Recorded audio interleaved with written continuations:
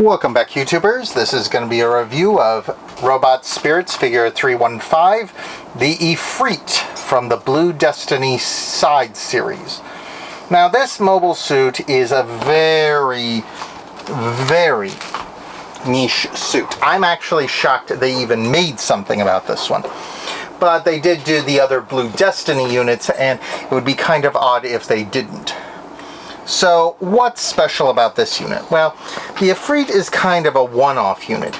It's kind of a halfway unit between the full-on Goof and the regular Zaku, if you ask me, but is kind of one of those suits that went off in a different direction than either of its predecessors.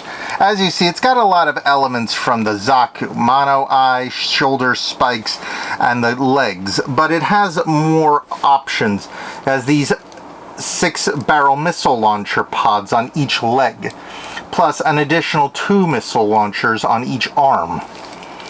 So it's got missiles, which is a little odd since this suit, as you can see, screams close combat specialist, as it is armed with sabers. The suit comes with your standard suite of hands, and it does have a gun finger, so it can probably utilize any weapons that the Goof and Zaku could use. But the real reason for this unit's existence is, again, the Blue Destiny series.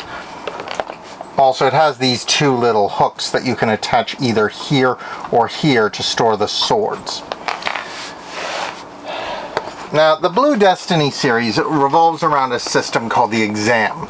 Nimbus, the pilot of this, was involved with the creation of the system with Minerva. At least that was the translation I read in the original manga. I could be wrong. They also misnamed this mobile suit, so I might be off. Nimbus had some sort of rivalry wanting to beat Char, the Red Comet. There's even a mention of it in the book. I don't know if there was more in this in the other side material. There supposedly is, but I haven't encountered it all. And the other thing to know is that the other part of this game, well, a part of the story is in a game, a PS2 one called Encounters in Space. This mobile suit isn't in it because it gets destroyed along with Blue Destiny Unit 1, which I've done another review on. Anyway, apart from its swords, it's also got the standard anime effect thrusters. But the real thing this unit's special about is that it has the exam system. This is also a part to hook under it for a stand. It also comes with one other horn, just in case you lose one, which is very possible. One of the flaws in this is you have to take this little back plate off its head. It's a little tricky. There's a small notch here which should make it easier, but unfortunately I cut my nails recently, so if you don't have a little bit of fingernail, you're going to have a bit of a tough time. So make sure you take that horn off, otherwise you'll be like me a few minutes ago and you'll have dropped it on the floor twice. Yeah, don't get me started on that. Hold on.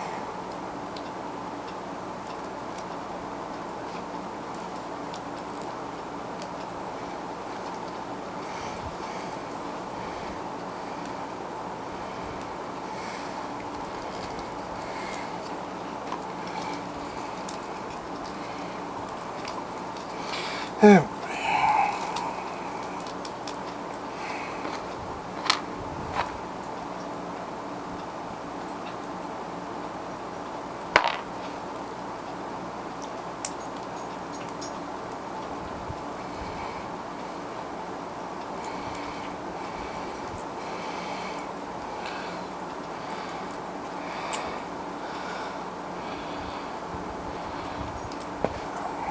we go.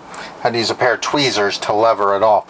But as you see here in the video, it's got a little dial here. Now this will move the mono eye back and forth, which is a nice feature to have. If you turn it all the way around, you get a peg hole.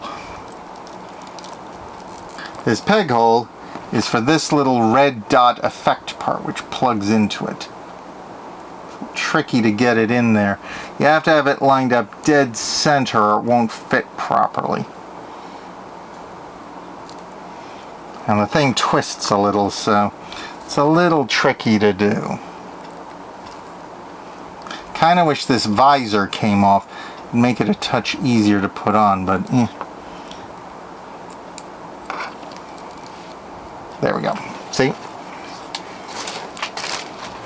I'm not going to push this all the way on because it was a pain to get off. Just enough to get it down. Yeah, so like that. And then you have these two effect parts which go on the back where the swords attach with those scabbard pieces. Hence why they're removable. There we go.